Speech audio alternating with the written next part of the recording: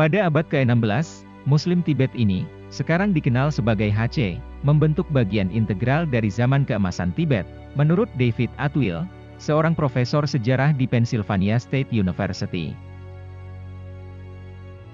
Ketika Sakinabad, seorang muslimah muda Tibet dari Nepal, menyelesaikan pekerjaannya dengan pemerintah Tibet di pengasingan di Dharamsala, India, dia menerima sebuah kehormatan langka, audiensi dengan Dalai Lama, pemimpin spiritual Tibet.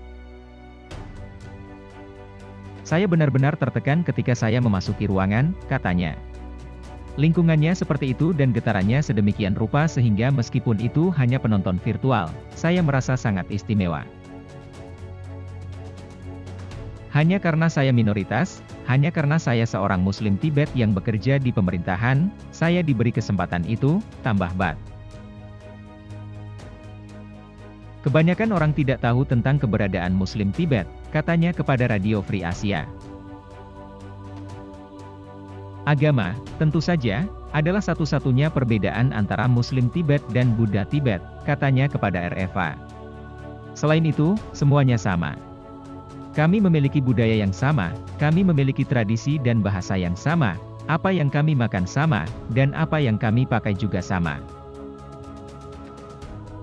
Bat, 30, berasal dari sebuah komunitas dengan leluhur setidaknya berasal dari abad ke-14, ketika pedagang Muslim dari Nepal, Cina, Kashmir, dan Ladakh mulai menetap di Tibet, menurut informasi di situs web Tibet House Us, sebuah lembaga budaya Tibet yang berbasis di New York. Para pendatang ini menikah dengan wanita Buddha Tibet, yang kemudian masuk Islam, sambil mengadopsi bahasa dan adat Tibet. Pada abad ke-16, Muslim Tibet ini, sekarang dikenal sebagai HC, membentuk bagian integral dari zaman keemasan Tibet, menurut David Atwill, seorang profesor sejarah di Pennsylvania State University yang menulis tentang umat Islam Tibet dalam bukunya 2018 Islamic Shangri-La, Inter, Hubungan Asia dan Komunitas Muslim Lhasa, 1600 hingga 1960.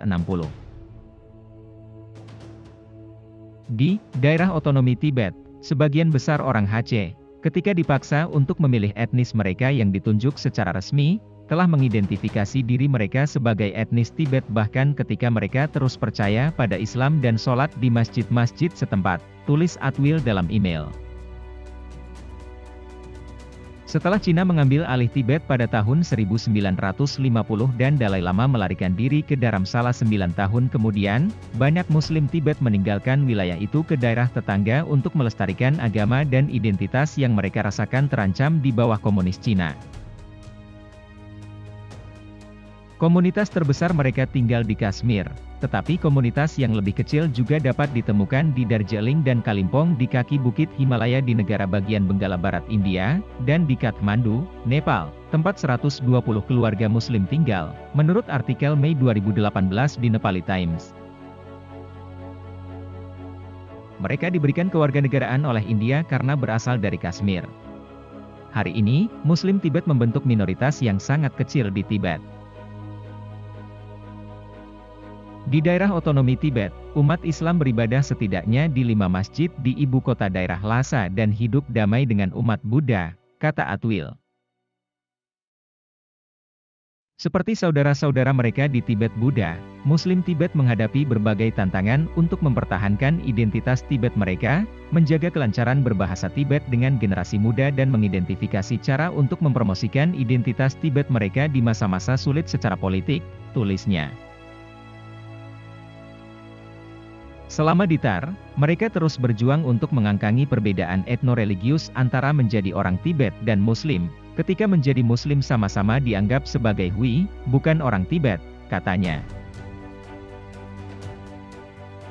Atwill mengatakan Cina kemungkinan memilih untuk memperlakukan umat Islam Tibet secara berbeda dari Uighur karena kehati-hatian dan keinginan untuk tidak mendorong HC bersolidaritas dengan mayoritas etnis Tibet.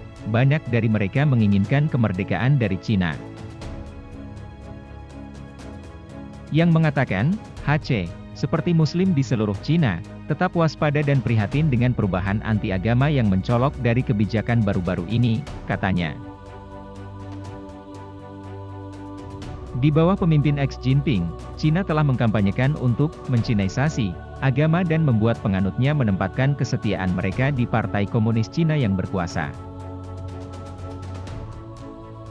Di Xinjiang, yang terletak di sebelah utara Tibet, diperkirakan 1,8 juta Uighur dan minoritas Islam Turki lainnya telah dipenjara di jaringan kamp pengasingan yang luas di mana mereka menjadi sasaran kekerasan dan kerja paksa.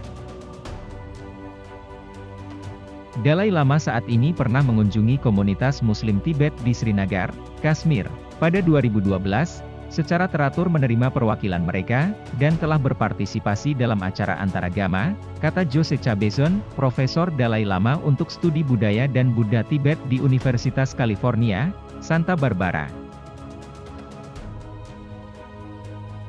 Dalai Lama menganggap Muslim Tibet sebagai bagian integral dari rakyat Tibet, dan sangat menghormati sejarah dan budaya mereka, kata Cabezon.